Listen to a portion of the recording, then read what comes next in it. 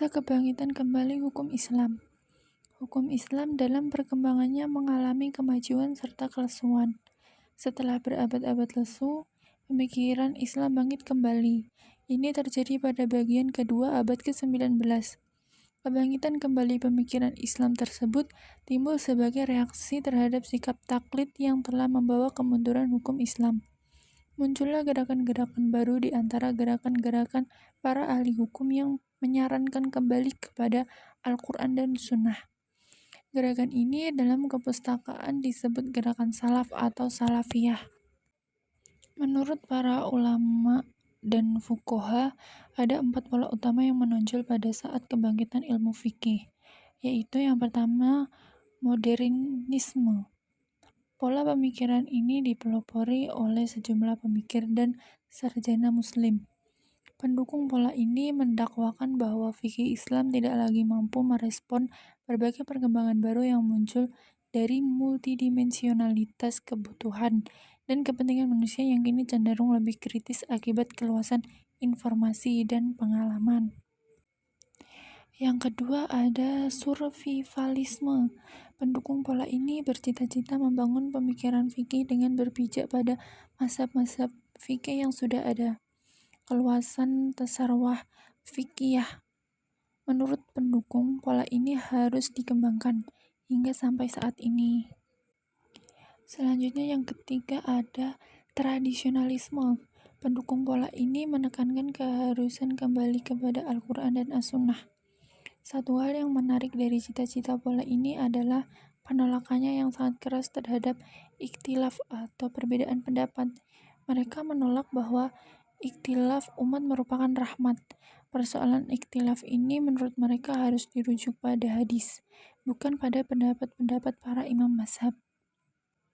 Selanjutnya yang terakhir ada neo-survivalisme.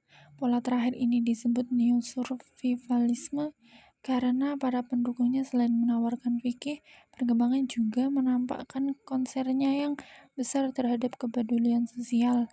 Karenanya dalam banyak hal mereka mengajukan suatu pendekatan transformatif dalam memahami fikih dan upaya mencari relevansinya dengan persoalan-persoalan kekinian. Indikasi kebangkitan fikih pada zaman ini dapat dilihat dari dua aspek. Yang pertama pembahasan fikih Islam, yang kedua kodifikasi hukum Islam.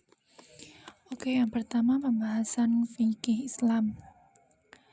Pada zaman ini para ulama memberikan perhatian yang sangat besar terhadap fikih Islam, baik dengan cara menulis buku ataupun mengkaji, sehingga fikih Islam bisa mengembalikan kegemilangannya melalui tangan para ulama, menjauhi metode yang rumit dan menyusahkan, menggunakan konsep ilmiah dengan kajian yang mendalam dan terfokus.